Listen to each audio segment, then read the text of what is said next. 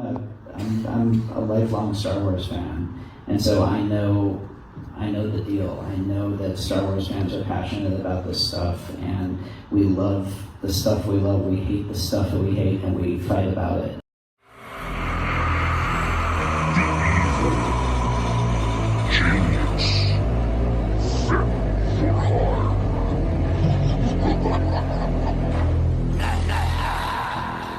Hey everyone, got another video for you today, and this one's something. So let's bring this thing up and get right into it. Courtesy again of the great MSN. It says Star Wars: The Last Jedi director Rian Johnson reveals why his trilogy didn't happen. First of all, we're off to a bad start. You misspelled ruin. It's ruin. Johnson. Okay.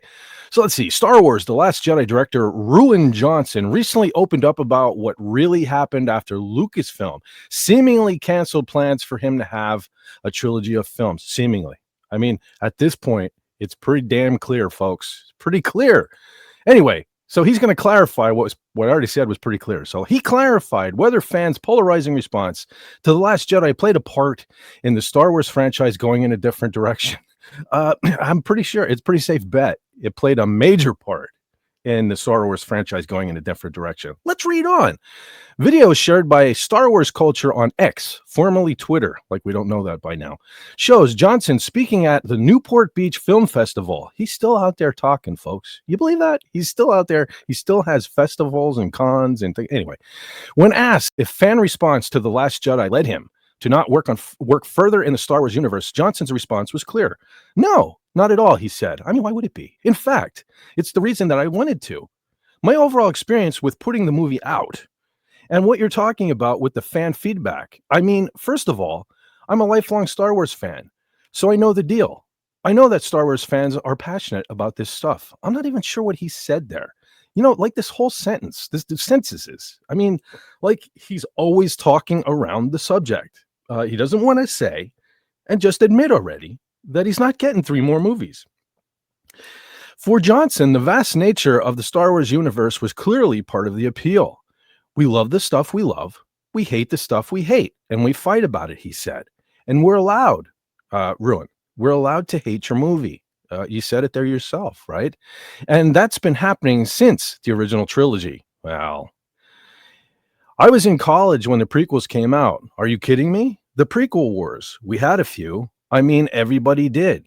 I still have no clue as to what this guy is even talking about. Now he's bringing the prequels into it, and him being I mean, it's always the same talking points with him. He's dancing around the question. Why are you not making your movies? Anyway, let's read on.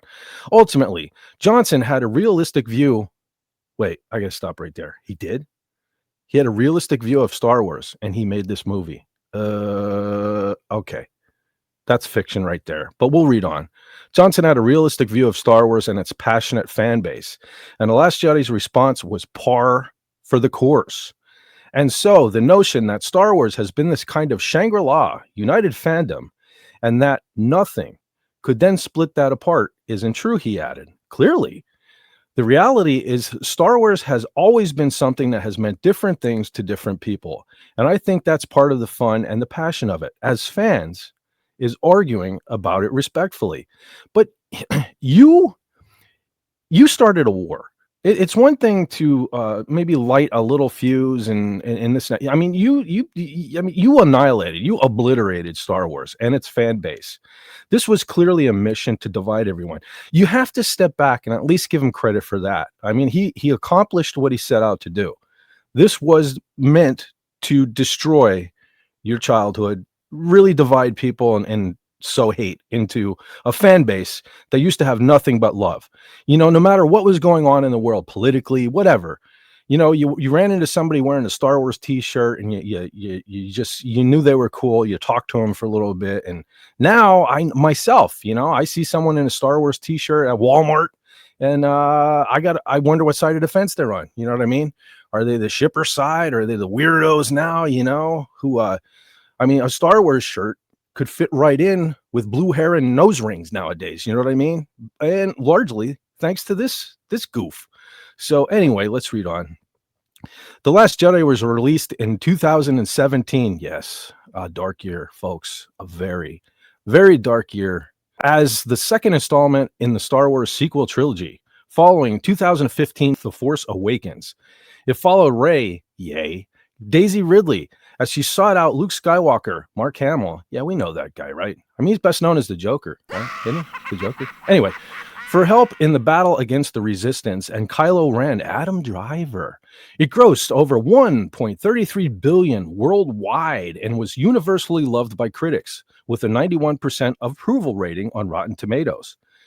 Audiences were much more split, and it sits at 41% score on the review aggregator from over 100,000 user scores.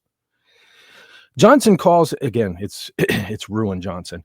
Ruin Johnson calls his time with Star Wars a positive experience. Really? Yeah, well, I mean, you set out on a mission to destroy the fan base. You did it, so I suppose it was pretty positive for you, fella. While fans may have been divided on whether The Last Jedi was the right direction for the Star Wars universe, I don't think most people are divided on that. It's the wrong direction. I mean, it's the wrong direction. And many of us universally agree. That's why, your sales are in the toilet. Subscriptions are at an all-time low and continuing to drop, even all these years after the movie that, was the grenade thrown into the building. So anyway, Johnson undoubtedly loved his experience working on the film. I've talked to so many people over the years since we made that movie who have such deep connections to Star Wars and who have deep connections to that movie. Yeah, we have deep connections to that movie, all right.